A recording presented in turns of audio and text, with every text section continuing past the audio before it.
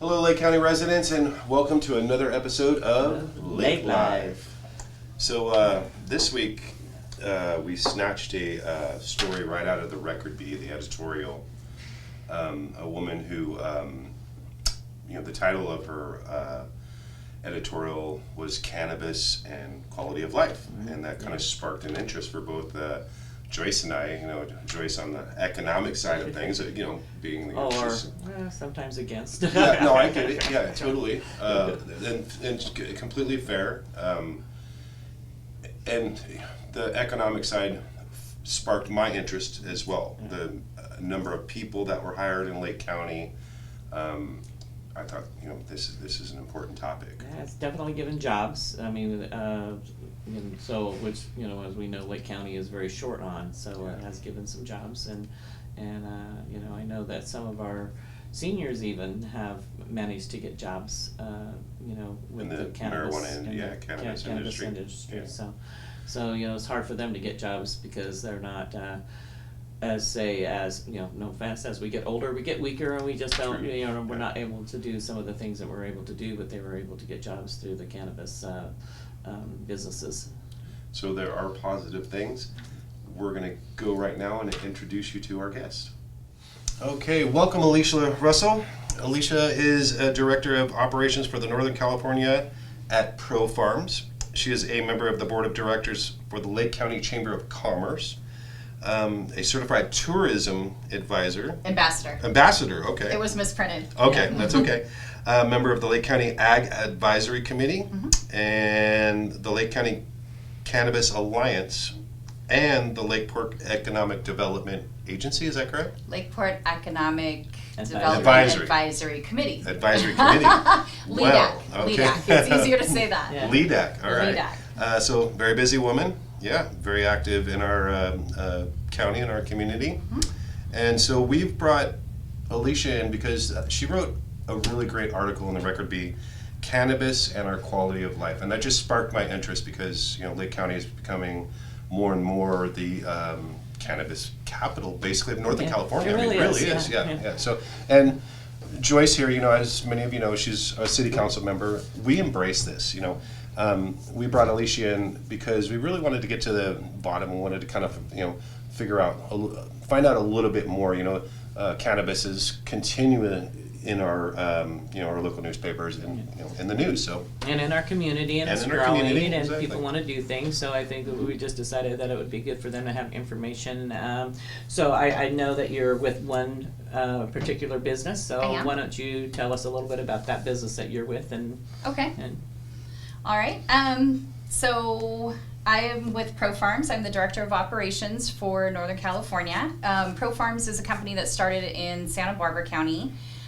They have a farm and a nursery and a genetics lab.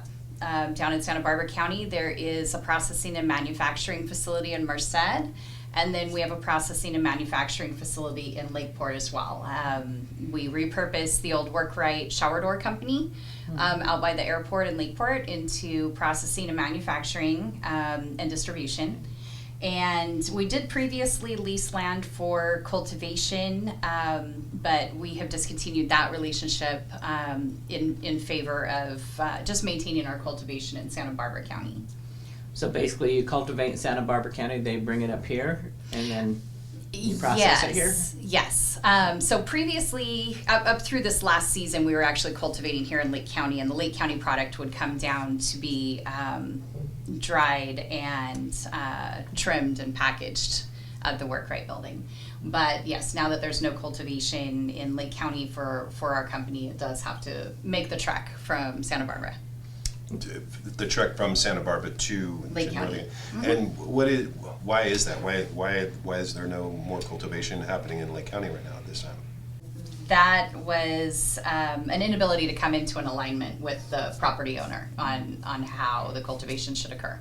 Oh, gotcha. Is there, I mean, we know that we have, like here in in Clear Lake, there's people that cultivate in certain areas here and stuff, and of course I think throughout the county there's different people that cultivate. Are you purchasing anything from anybody locally, or do you have plans on maybe doing that locally? We're definitely exploring those options.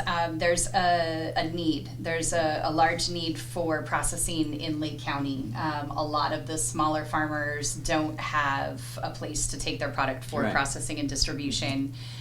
So that is one of the avenues that we're looking at for the work Especially right with all building. the different licensing that you have to have the different license for different things. So if they have Correct. a cultivation licensing, then they would be able to basically, let's just say scenario, they would be able to sell their product to you guys process it and sell it out to other organizations, per se, the ones that are selling it on the storefronts. That is one way that can occur. There's actually So this practice doesn't actually happen now. No. It's in the process. It's something that we're and so looking at. it would be much like our agricultural, the walnuts, Yes. So locally we have a lot of people that have walnut orchards. However, they don't sell the walnuts by themselves.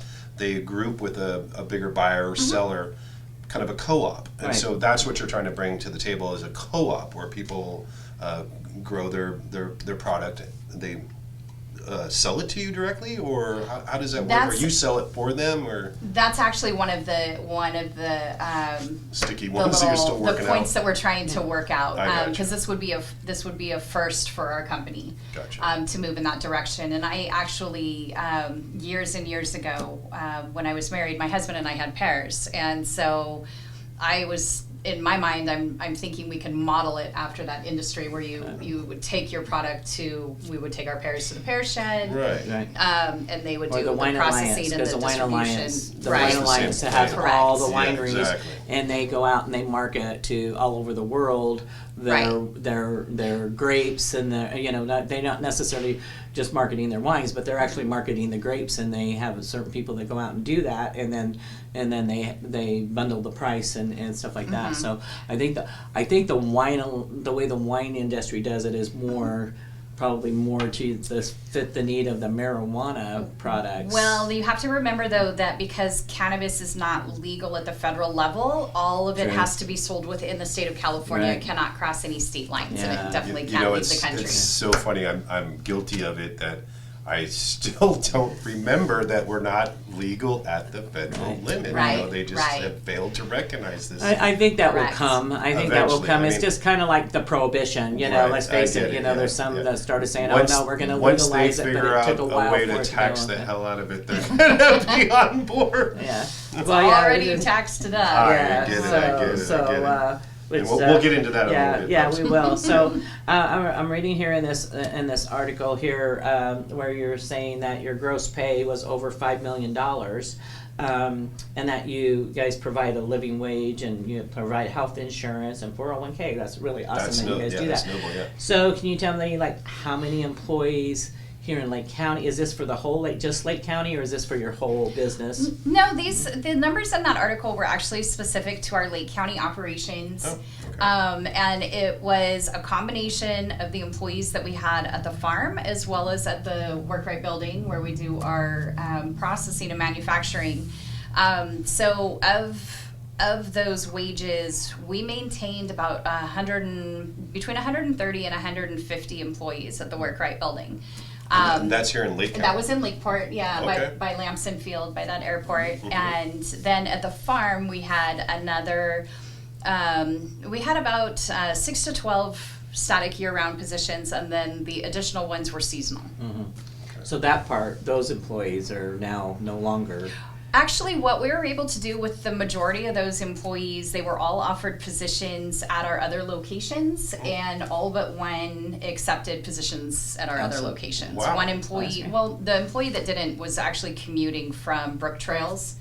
Oh, so So that's up north. Yeah. to commute from Brook Trails to Lakeport, that's a Yeah, cruise. that's So yeah. he elected not to do. I don't blame him. Yeah, no, yeah, I That's don't spending blame all him day in either. your car. And so your other location being. So we have Merced and 2 locations down in Santa Barbara County. Okay, and so those folks relocated to those areas. Correct. Now the employment here in Lake County, is that only seasonal, or? Unfortunately, Right now, it is. Up until about 2 weeks ago, everything had been year round. However, with the market being the way it is and sales being what they are, the company really had to take a hard look at all 4 locations and determine which ones were the most viable for continuing. And Lake County being remote. Made it the hardest.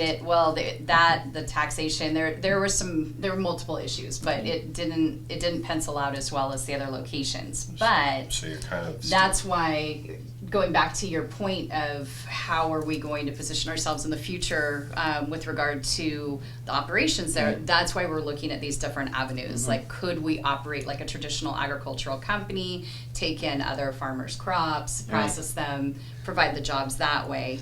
Because that could be a year-round endeavor when you factor in the people that are in the farmland protection zone and are required to grow inside of a greenhouse. They can have more crops per year. Right. So it would make it viable year-round. So if they're growing inside a greenhouse, how long is their grow period, and how many crops could they get off in a year?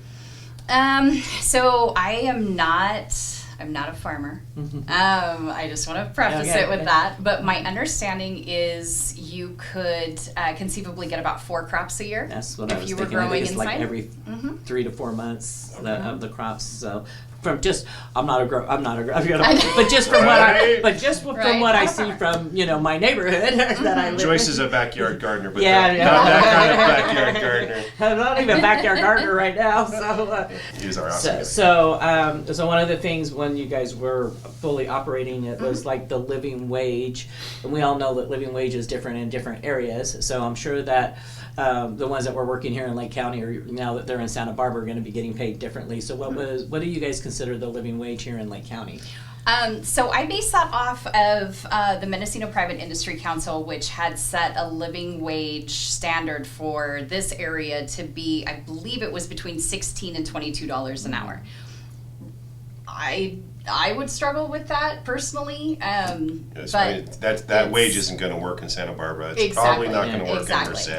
And even in Lake County, with rents being what they are, that can be a challenge. We've but got to be more than L.A. or San Francisco now. Yeah, right. We're steadily, increasingly, Well, yeah, it used to be, you rented a space in San Francisco for $1,200. And for a little tiny space, and now you can rent their house for that now. And yet in Clear Lake and Lake County now, it has kind of done the switch. So now it's like try to find a place, try to find a 1-bedroom place for that's decent for $1,200. Oh, I know. It used to be you could find them all day long, and now it's really hard. You can't even find a houses for rent now. So for these guys probably moving, they probably looked at it as maybe a good thing for them to be able to go to different areas and hopefully find housing. and not to mention that they're also sticking with a multi-billion-dollar industry. Right. I mean, Correct. this is, it's still growing. We it's like an infant. Its legs are still developing. Right. It takes many years for those to everything to come into effect with all the regulation changes, and there's so much that nobody really knows yet. It's just in the process. I always say, even our city is still what they consider a baby city, even though we've been a city for 40 years. And the industries are kind of like that too. It's like it takes years to get your feet and all the regulations and the taxations, which I see we're definitely having problems with what you consider the taxation part of this. It just takes time, and I hope everybody kind of realizes everything takes a process of time. It definitely does, and this is a new industry. The legalization just happened 5 years ago, and most places didn't have their regulations in place right away. So it's a transitional time, and everybody is essentially a startup. Yeah. Gotcha. Well, even the city of Clear Lake, we try to get ahead of the game and try to get things in the process, but we've even had to change things, as we see the need, things needed to change. We needed to put more licensing out because we realized that some of it wasn't enough in some of the areas, and so we tried to accommodate as times went on. We've tried to accommodate and adjust our permit process. And also, work in progress. read in your article, your company, has stimulated our economy quite a bit. In fact, approximately 70% of your operating expenditures went back into Lake County. about $2.7 million, which is an average of $225,000 a month at local businesses, hiring local contractors, and of course, like you were just saying, employees. Unfortunately, they've had to relocate due to tougher regulations, I'm guessing, here in Lake County, and just different hoops and situations that you've had to encounter that, you know, and like you said, the property owner, and you guys just couldn't come to an agreement on, you know, how exactly the property was going to be used. Right, and actually the employees that relocated, that was just a handful. We're only talking about 6 people, so it's not an enormous number that Gotcha. relocated. I just want to clarify Yeah, that. no, And that's then good. It's not That's good. 70 You didn't just people or stop anything it, like you know, that. shopping locally. You also hosted events. You said. Well, in we your article? yeah. So what we did was we tried to pull back the veil on the industry, invite in you know, the heads of business, the Chamber of Commerce, have them come and take tours of our facility and of the farm, so that they can see what it's all about. They could see what the water consumption looks like, what the crop placement looks like, to see what the processing you know, looks like, because there's a lot of misinformation out there, Right. that it's dangerous or it's volatile or you know, take your pick. So bringing people in and educating them on that was a really important component of normalizing the industry. Well, let's just take, for instance, we just had that situation here with the new grow, and they were talking about the water usage and how some of their wells were Wells are already going going, you know, dry. Yeah. going dry, and they're just taking more, you know, they felt like they were taking more, but from, you know, from what I could tell with the organization that presented it to the council, they did a very good job of presenting it, and we understood what the neighbors are saying, because their water levels are already low, and of course they don't want to pay to have to dig down and More, stuff, more and more, but But the way they're they had already- it set up, the way Yeah. they showed us how they had it set up with the drip systems and stuff like that, and how much less water they're using now compared to when they, you know, when we had all the illegal grows that were dumping Oh, yeah. hundreds of gallons of water, you know, they were taking, because they were just hosing them or dumping buckets on them and stuff like that, where now with the industry I see where the water usage has become more consistent, better utilized, to where they're not using as much water as what used to be when it was all illegal. So Well, and that's just it. So the legal market is required to register with the State Water Board and provide all of their information. Everything's metered. Everybody's wells are metered. All the usage is noted, and we have to keep those records. We have to have those available anytime any of the state agencies come in or the county comes in for inspections. We have to have that information readily available. And we have to report it on a quarterly basis to the state. So it's actually something that's searchable. right. Gotcha. Well, that's great. That's great. So great. to hear that, everybody, Yeah, if you want to know exactly, yeah. information, then It's out there. it is out there. So And- that's good. So back to what, like Joyce was saying, you know, in our local community, when, you know, there was a planning commission and city council meeting that talked specifically about this, and I'm going to reiterate something that Alicia said in her article about NIMBYs, not in my backyard. That's what NIMBY stands for. Yeah. Okay, and so we heard these folks, and we understand, and a lot of the blame first got targeted towards the wineries, because we see they're not on drip systems. They have, you know. Oh, well, most of them are nowadays. So. Are It's they? a mix. Okay, it's a Yeah, mix. yeah. Okay, so I'm just from my own observation, have seen, you know, The sprinklers. the sprinklers, and Yeah. you see them throughout the county. Okay, so not everybody's upgraded to these, you know, and water, as we all know, you know, has become a great issue. I mean, Yeah. not just in Well, it's a California. commodities now. yeah. Huge commodities You know, nowadays. So. Yeah. The NIMBY, so not in my backyard. These folks are, you know, basically saying, you know, that the cannabis industry is wrong for Lake County, that it's ruining their quality of life. And in your article, I mean, it didn't seem that way. It didn't seem like marijuana was ruining a quality of life. And in fact, because of the way this county has embraced it, they're creating, you know, tourism. Like we just said in the opening segments, that you're an ambassador of tourism here in Lake County.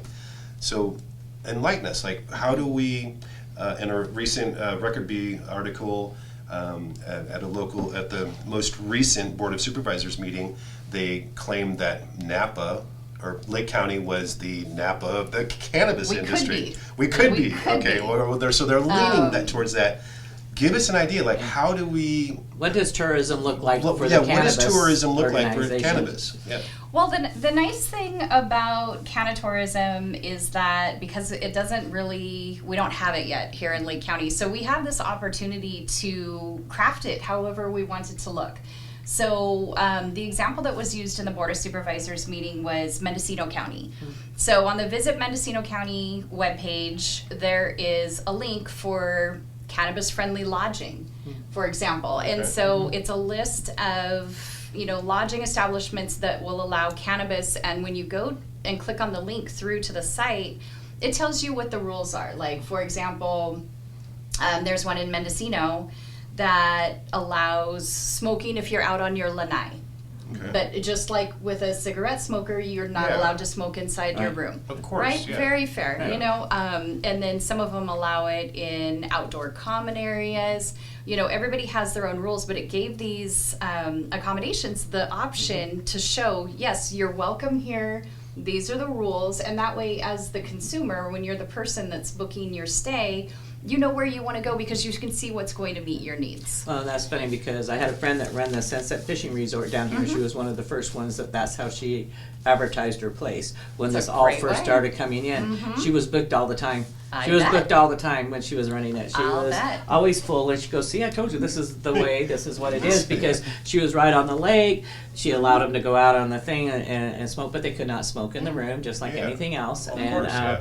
but people came and booked because they knew they could smoke there on our premises. So, but for people like me, I would want to know where that is so that I don't book there because Right. unfortunately a lot of different marijuanas make me very ill.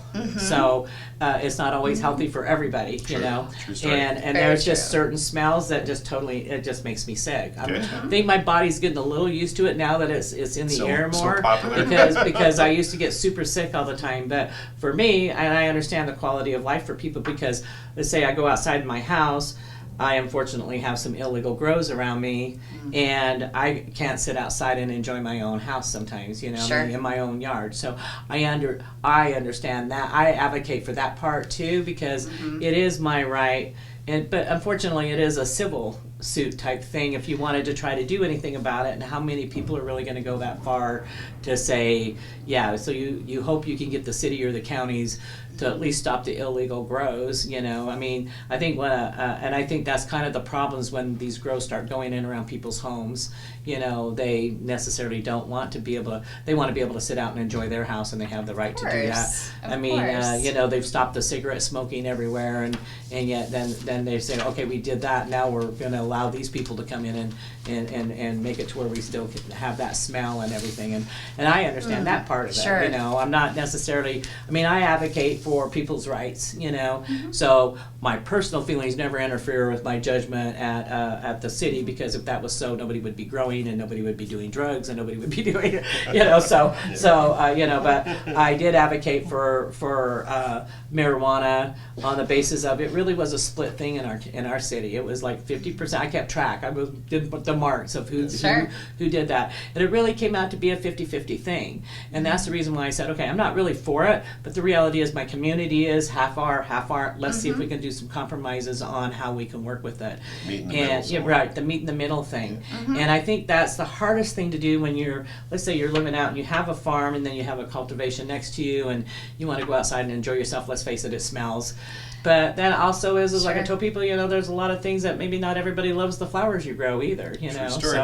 So That is also true. I have to look at that too. So, unfortunately for me, there's just times I really can't sit outside, but, it's not all the time. So I try to work with it, Joyce even prays though. for a nice wind during. Yes, blow the other way. So, that's I think that's kind of the controversy. I think with the people who don't necessarily, like me, I don't do marijuana. I don't say anything about anybody else that wants to do it. That's Right. totally their right to do. But but I don't, and so I don't really want to smell it either. But I know I have to. It's just part of our lives nowadays. But it's how how far some of it does get to Sure. interfering in other people's lives. And what I have found out is it becomes a civil matter.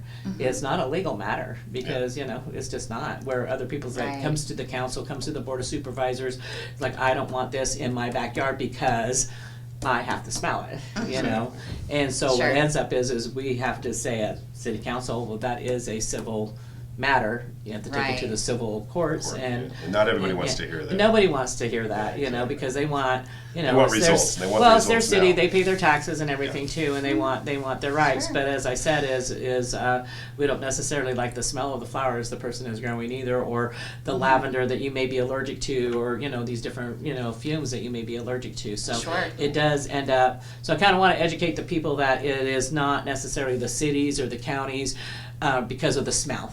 Gotcha. It becomes and I think that's what a lot of the controversy against marijuana is, and that's the reason why I do like the indoor grows, because you still can smell it if they're illegal anyway.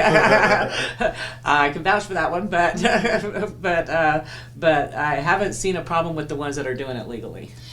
Yeah, I would agree. Yeah. I would agree with that. And I think that has kind of led to a lot of the NIMBYism as well, is because people have had bad experiences with the illicit market, and the whole industry gets painted with the same brush. Gotcha. And so it carries forward, and their bad experience is valid. It happened. It's real. And, they had to deal with that. And so the last thing in the world they want to deal with is more. So it's very understandable.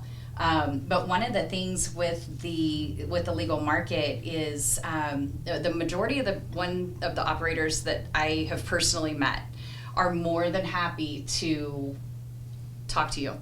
If you want to extend that ask for a conversation, they're available for that. And the Lake County Cannabis Alliance can help facilitate that. If the Lake County Cannabis Alliance has a website with a link for contacting them. So if you have questions, if you're having trouble navigating the Department of Cannabis Control website and pulling out information, if you have questions, certainly reach out. Because we can help facilitate those conversations. Nobody wants to be a bad neighbor. Gotcha. Yeah. Right, and also is a lot of, and I don't know if people realize it, but a lot of this money does go back into the community per se by grants. Sure. and by let's say the Cannabis Alliance. Without them, we probably wouldn't have been able to do our trunk or treat event that we had here. So they really were our big sponsors to help us buy the candy and everything. So because of that, we were able to, because we weren't so sure, we were out there begging people for candy and everything, and they came through with the check to help purchase that candy. So they did help with our community in that way to make sure that happened. We see it more in the community. Just recently, Lake County Record Bee had an article about a donation made by the Cannabis Alliance Club to the Boggs Mountain Recreation Area in the amount of $25,000. And that was actually made by Supervisor Paiska. So the county has the all of the cannabis tax money that the cannabis operators have paid, and the way that they allocate that is $500,000 of that goes to the Board of Supervisors for discretionary spending.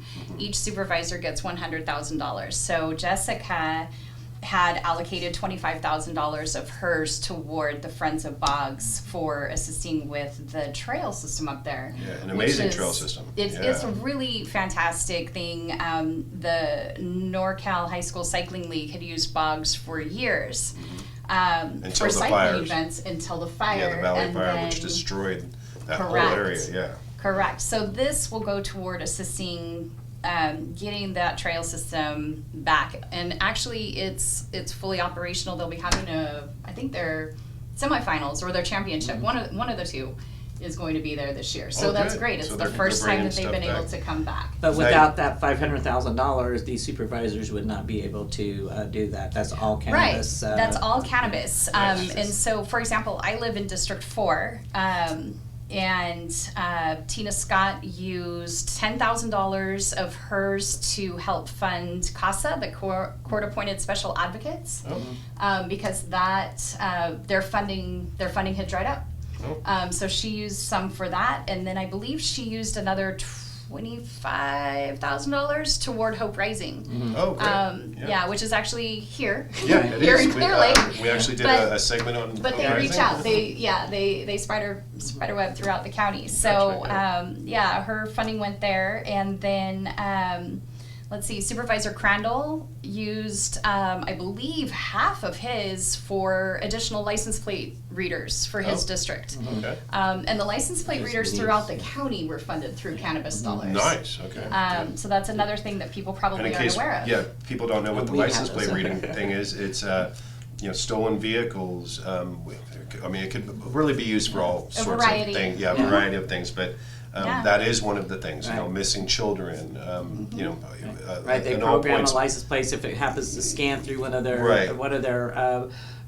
areas, which we have some here in Clear Lake. Yeah. Mm-hmm. It scans through one of their areas, it flags it, and then they'll know like this vehicle's on this route to the here. And Exactly. with them being Yeah. throughout the county, it makes it to where it's really nice. When we got ours, right away we got a car like right away. It was amazing to us that we got a car that was stolen from Yuba City. That- We that had just fast. installed that them. fast. We had just installed them, and they showed up at Safeways, and so did the police. So it was Yeah. like, damn, it was So instant. there you go, folks. Your local tax dollars. Now, there was in this last week's Board of Supervisors meeting, and an article in the March 10th article of Record B, the Cannabis Alliance gives an update to the board. And basically, so I read the article, and basically where you guys are at is the marijuana industry is not making the money, at least here, that Oh no, statewide. it's statewide. Statewide. It's I'm- not and making so money that it used to. I can't boast for statewide, but I can for our countywide that it just doesn't make the money that people think, and that this industry is being overtaxed. And this is a claim by the Cannabis Alliance. Can you elaborate on that? Yeah, absolutely. So all of the taxes that the cannabis industry pays are flat taxes. So they don't change. If the market's up, they're the same. If the market's down, they're the same. And so that's what we're struggling with right now.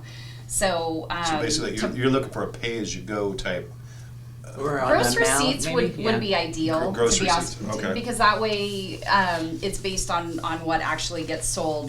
Because that's the other thing with the flat tax is that you pay that even if you don't end up harvesting your crop. If something happens Okay. and your crop ends up rotting in the field, And you there's still no owe that and tax. there's no insurance on that, right? No, So- and you don't qualify for the Right. USDA ag loans that traditional agriculture would qualify for. And just to kind of put it in numbers that are really clear, so the state taxes alone on a pound of cannabis are like $150 per pound. And- so that and because what is it's that selling for pound? Okay, gotcha, I was yeah. just gonna say right Yeah. now it's selling for between $200 and $400 a pound. So if you're getting $200 a pound, you have $50 to cover all of your operating expenses, all of your local taxes, your payroll, everything. So this is why so many farmers are upside down right now. So the $150 is just to the state. Just to the state. And Where that's does- not including the taxes that go to the county or the Correct. cities. Where does this amount $200 for a pound of marijuana? It would seem that on the black market, a pound of marijuana goes for much more than that. Do you agree with that? I don't actually know anything about black market sales. Okay. I mean, I want to be 100% transparent. Yeah. And even legal market, some people are making more, some people are making less. Mm-hmm. But the bottom line is, when half the money going out the door is to taxes, that's not a sustainable business model. Well, let's just take as you brought up the black market. Now, I Yeah. know that everybody wanted to do this because Colorado did it and everything, and Yeah. it's really sad that Colorado put out, we're making all Washington this did money, it, yeah. but they failed to tell you how much money they were having to reinvest in the black market and how bad it actually got. How bad the black market got, How bad yeah. the black market got. So Okay. let's say they sell it theirs legally for $200.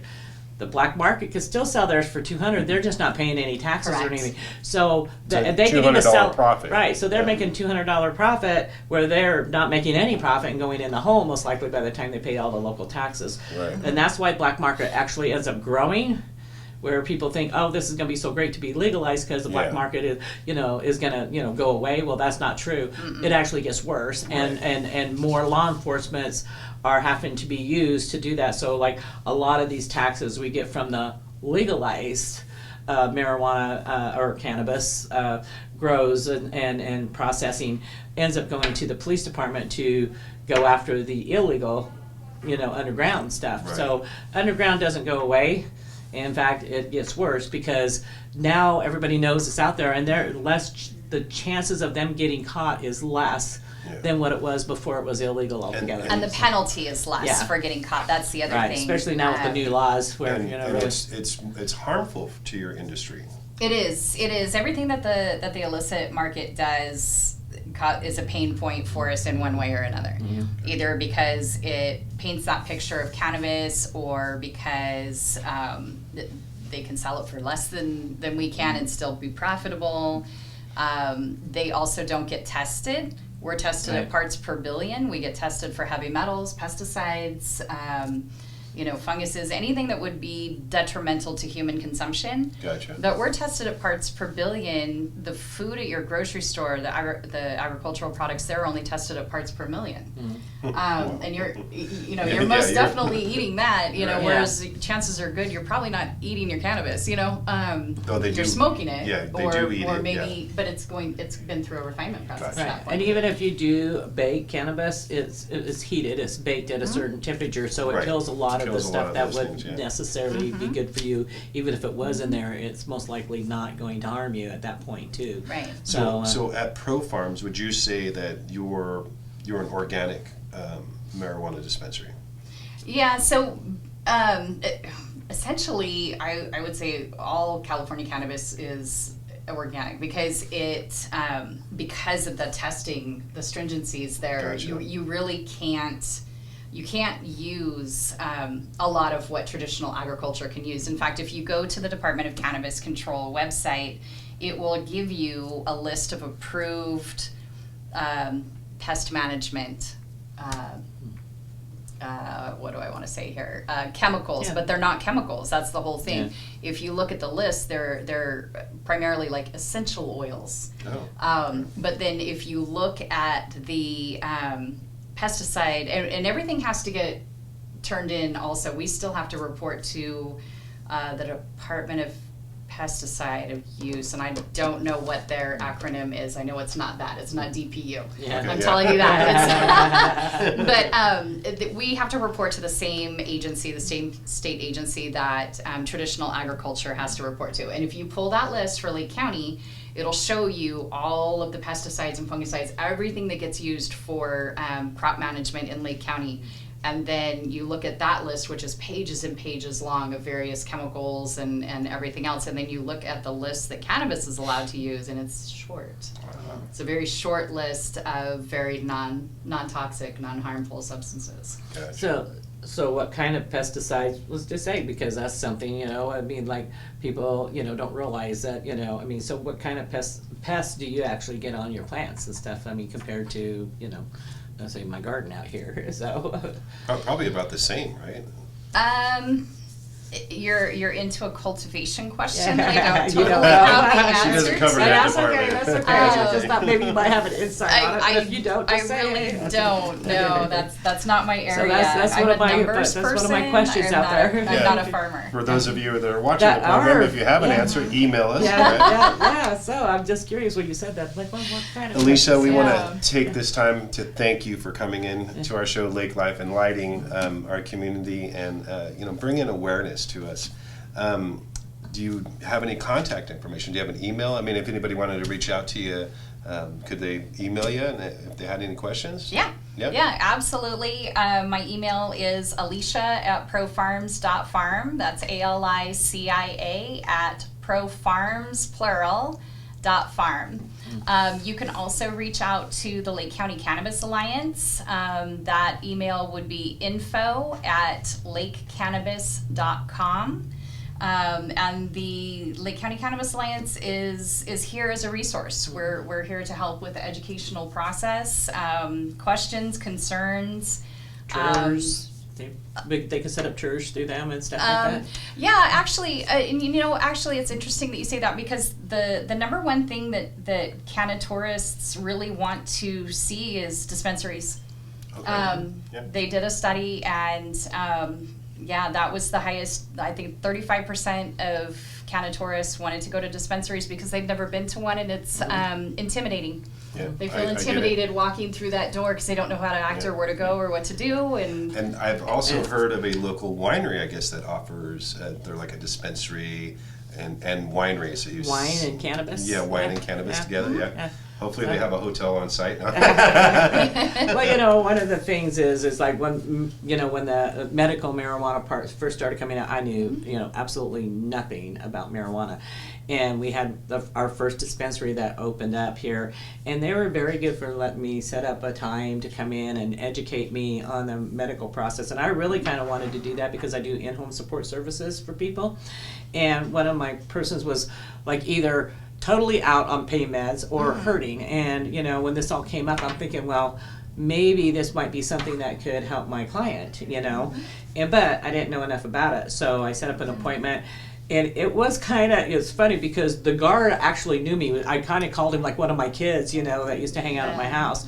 And he was absolutely not going to let me in. And I was like, he goes, I know you, but I cannot let you in. And I was like, well, I have an appointment. They were very, very strict about who was to get in at that time, And I mean, he literally had to go get the owner, have him come out, and bring me in because he was not going to let me in. So even then they were really good about keeping, the protection and legalities of everything and who actually came into the facility. But the education I got out of that was amazing to me because I knew nothing, and I ended up actually having my client work with him to find out what would help him get off the pain meds that he was on, and he actually now has a decent quality of life because of that. So that's where I seen the medical part of this, where it really did come through. So I totally believe that there are benefits from it, but I also believe that people have the rights, just like having a drink at home.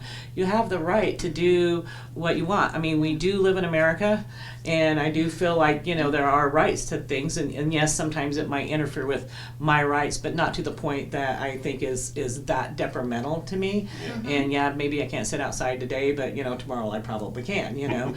So we all have a give and take in everything that we do, and so so I think it's I thank you for coming here and educating us on some of the things that we've been reading, and the taxation part is kind of I think the part that's going to need to be worked on, and how it could be a the board of supervisors definitely recognize that, and they're working on because there has to be a give. Remedy. We have it seems like this is a big industries for Lake County now that provide a lot of jobs now, and if you get to where you're taxed out of, kind of stringent on taxes myself, but I mean I know we have to have them, but there's sometimes a point where things have to be adjusted. I do agree with that. So hopefully we can get that. I hope the county is working to be able to help with that, and brings it to my attention for our city too. So but I do agree that it's bad if you have a flat tax and you're not making any money.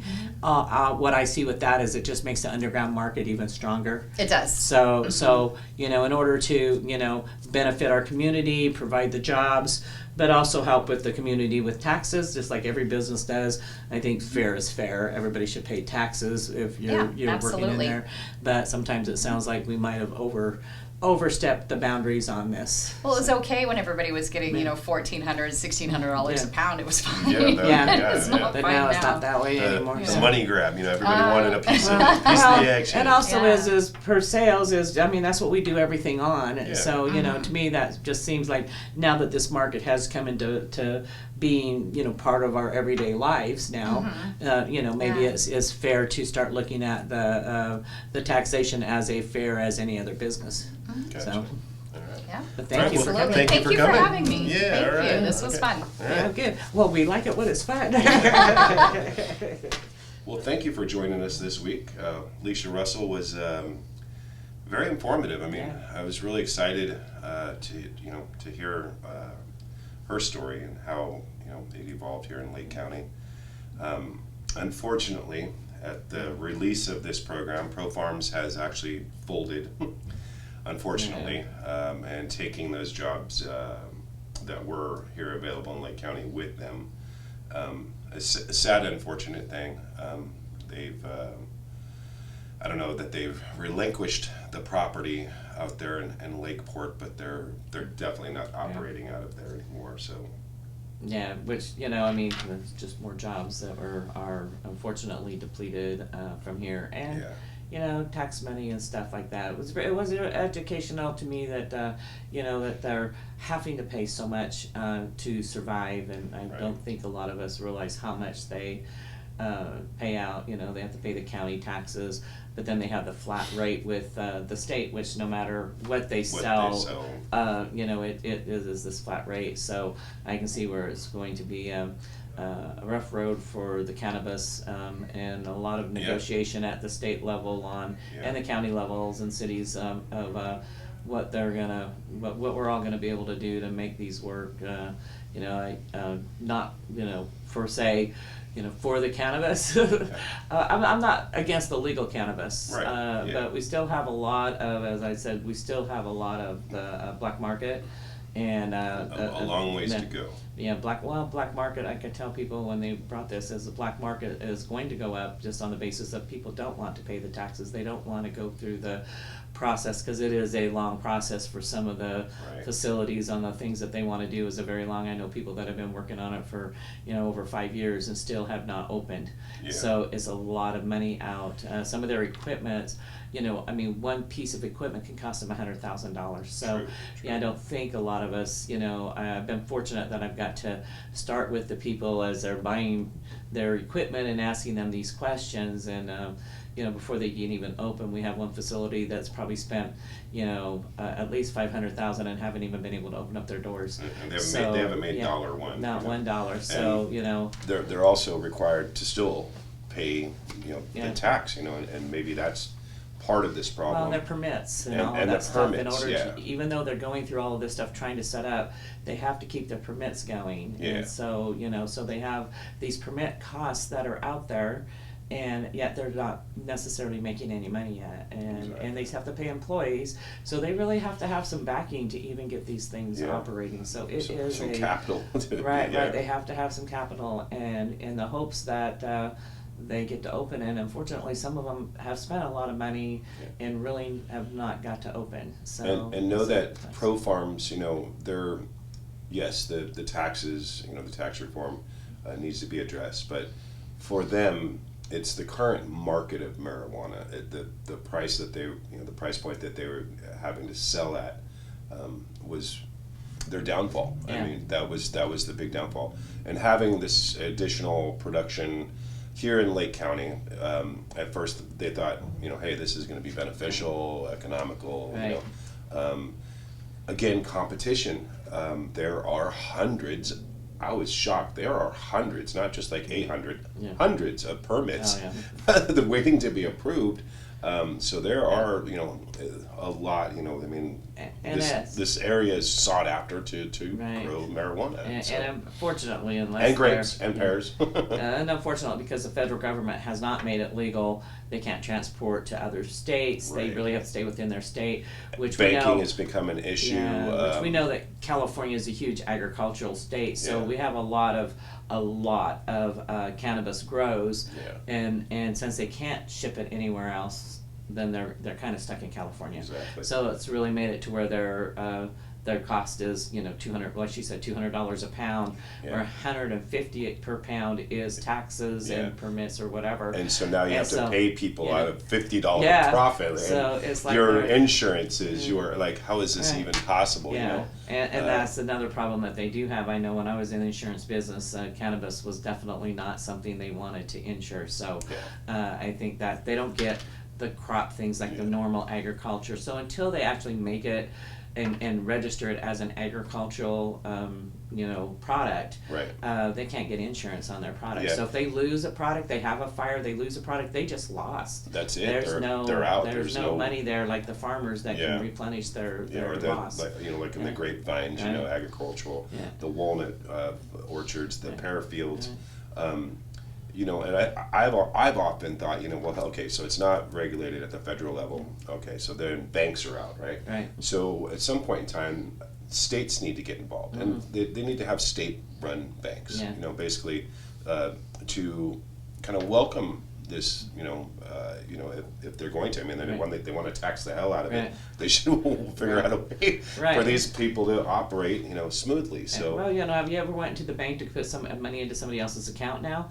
I'm like, they give you this, they want your ID, they want everything, where's the money come from? And I was like, okay, I just want to deposit $100 into my own kid's bank account, you know, so. They need to buy some milk and some gas nowadays. Well, $100 would be $100, gas. yeah, it doesn't even get you any gas. So, you know, it's really just, the whole industry needs to be kind of revamped, I think, you know. Reformed. Yeah, reformed it, and they need to start having you know, getting back the committees again and start really working on how these things can happen. But until the federal government changes, I don't think that, I mean, we could lower taxes and permit costs and stuff like that, but I still don't see where the cannabis is gonna be that successful until the federal government, you know, makes it legal throughout the United States. So until that happens, I think there's always going to be problems. I mean, I remember when Colorado came in and Colorado put out how much money they were making. Unfortunately, they failed to tell everybody how much money they were spending on the illegal grows and the people trying to transport it across the lines. They spent may a have lot inflated of legal, their prices a little bit. Right. So they wanted to sit out there and say, look how wonderful we are, but the reality is the black market really took over there too. And that's what I was trying to explain when it was coming up here, is that we have to be prepared that the black market's going to get worse, and the illegal transportation and all of that stuff is going to get worse, which means we need more money for our police departments. You know, and so me personally, I said a lot of that money needed to go and be set aside for law enforcement. You know, so yes, it's great, you're getting some money from it, but there's also some legalities of things that are not so good with it, so you have to be prepared. The good's great, but you have to be prepared for the bad, you know, so it all comes. So I think that there's definitely got to be some reforms. Hopefully our, you know, assemblymen and senators can do it at the state, but I think it really has to happen at the federal level. I think until it happens at the federal level, I don't think it's going to be as successful as what everybody was hoping to be. So, but the jobs. Well, thank you for watching this week. We appreciate that. If you like these stories, well, you know what to do. Like and subscribe. Okay. Our email address is going up right now. You got any great stories or you know, want to be on our show? Want to be on our show? If you like the content that we're talking about, maybe you have something to offer. We'd love to reach out and talk to you. So look forward to seeing you on our next episode of Lake Live.